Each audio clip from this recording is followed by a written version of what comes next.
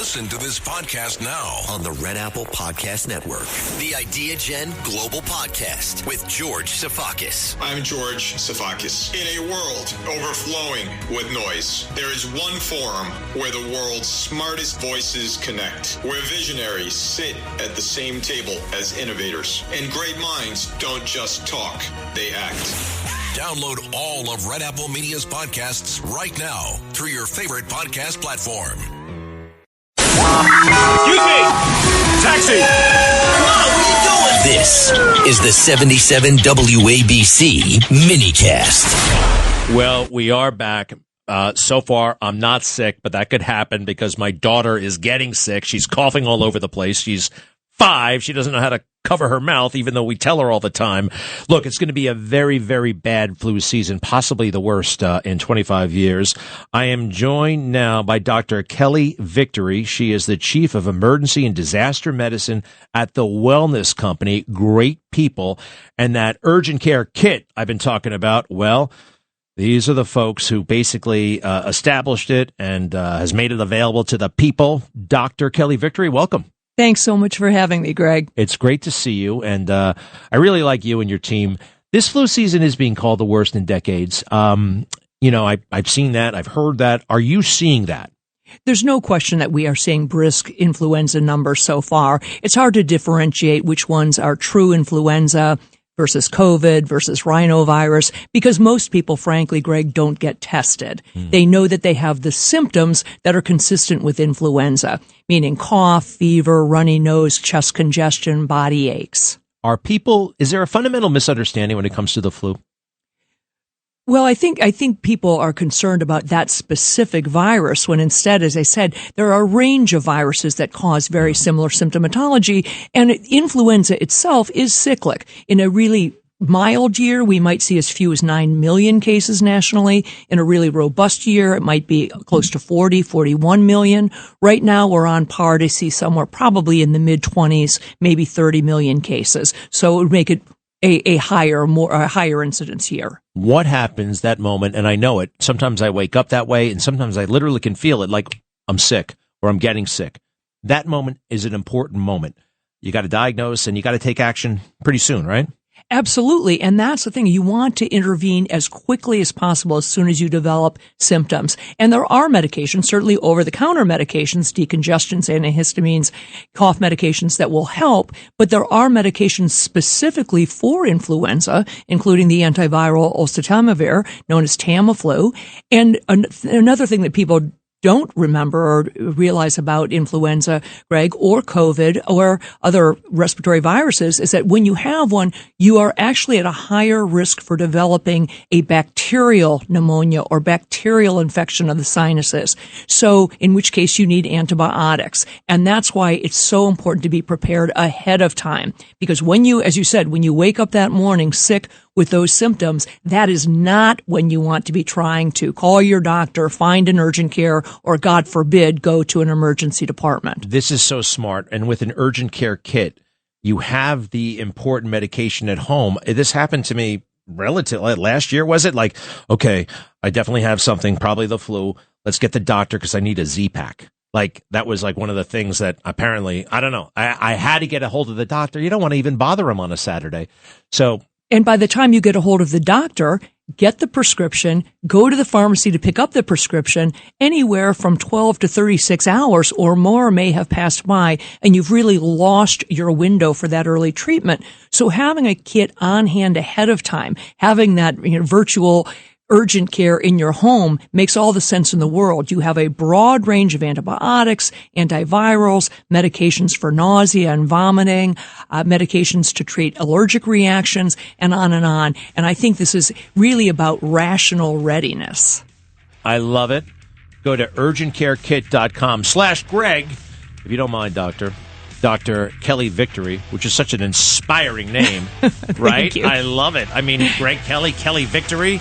That sounds pretty awesome. Got a couple of more questions to run by you. Hey, also, I have the scandal of the century. This doesn't involve my guess regarding the Obamas, all right? Stay with me.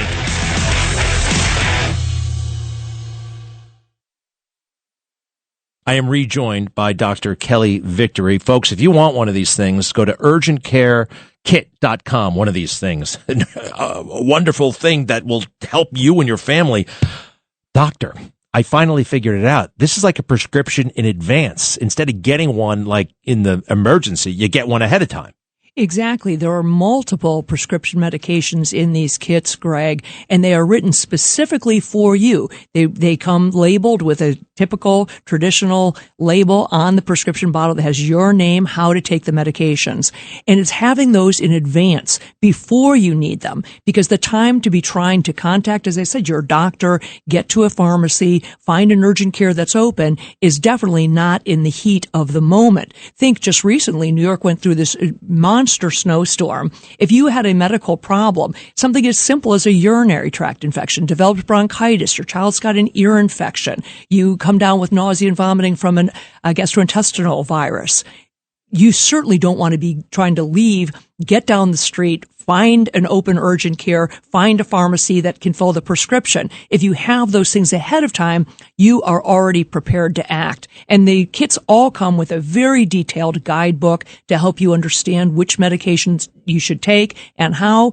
Or you can actually go and have a telemedicine visit with one of the wellness company's doctors and actually speak one-on-one with somebody if you're not sure how to manage it. Well, that is so cool because you know what? I feel guilty about calling my own doctor. You know what I mean? I do. I want to I got to call a secretary, but to call a doctor and he's like there for that. That's fantastic. urgentcarekit.com/Greg and you get a pretty decent discount. Is there anything else about getting it? I mean, not everybody likes to get it online. Is there an 800 number? I'm totally cool with the online. Is there any other option? Well, you can go online and talk to somebody in customer service, but you do need to fill out a patient intake form so that we can go through the standard requirements, making sure that there are no allergies to medications, those sorts of things. But I'm telling you, the cost of these kits, if you use it one time, you will have saved money versus the cost of an urgent care visit or, God forbid, as I said, going to an emergency department. Wow. It really is. I don't know. My eyes have been... I get it now. I really do. I mean, I always got it, but the idea that doctor hanging around and I can call them up, urgentcarekit.com, and it's like a prescription in advance. So Dr. Kelly Victory, what was it like the day you graduated from medical school? Scary. Why? No, it's exciting, but you also realize that you're not playing anymore, that now you have real lives in your hands. You're making real decisions on behalf of patients and their families. And so you hope that everything that you learned, all the time you put in, is going to pay off. It's the reason that we do prolonged residencies, by the way, so at least for a number of years, you still have other people looking over your shoulder and making sure. There's a lot of material to learn in a relatively short period of time. It's exciting. It's a wonderful career, and I wouldn't take a day of it back. Wow. Why did you choose it?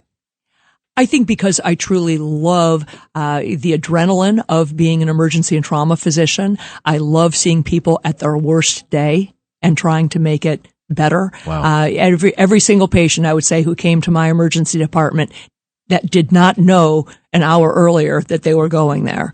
That's when their life went off the rails, and it's good to be there and be able to help them put it back together. What an awesome responsibility.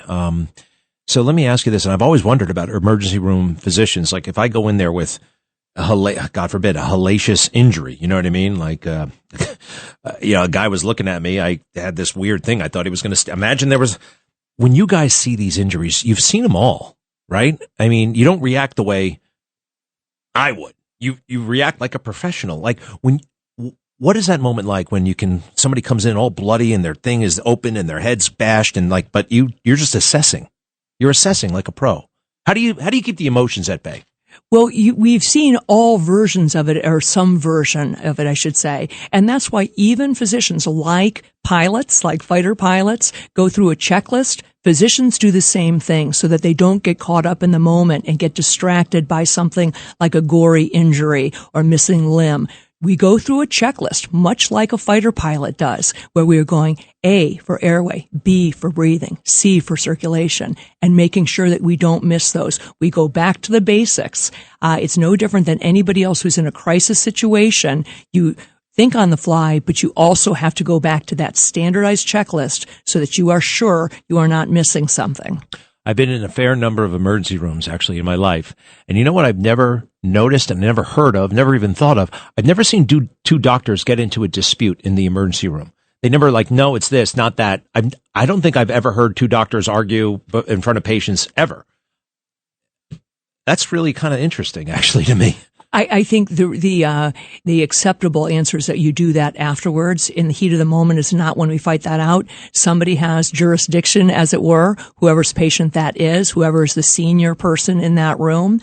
And so we try to get people's opinions. Certainly there are many times when I've asked the opinions of other physicians, certainly the nurses, other people who are in that room, but ultimately you are the decider. The person who has the highest rank in that room, much like the military, is the person who makes the decision. And once that decision is made, people don't push back. Physicians are amazing. When do you take the Hippocratic Oath? Yes. And what is that oath and when do you take it? You take that oath as soon as you graduate from medical school. And it is an oath fundamentally to uphold the 4 pillars of medical ethics, which begins with patient autonomy, the idea of non-maleficence and beneficence, the idea that you should only do what is good for your patients and first do no harm, which is the idea of non-maleficence, and then the idea of justice, which is that we are not there to be the arbiters of right and wrong. I've taken care of so many people who are on the wrong side of justice, people who have shot police officers, rapists, pedophiles. It is not my, not my job to arbitrate those. I wouldn't want to be in their shoes when they meet their final justice, but that is not our job. So those 4 pillars of medical ethics are core to the Hippocratic Oath. And I said those things with pride when I finished medical school, and I've really tried my best over 35 years to live up to those. So amazing. Dr. Kelly Victory. Perfectly named, by the way. Just perfectly named, in my opinion. Kelly, I'm a little bit biased. You're the Chief of Emergency and Disaster Medicine at the Wellness Company.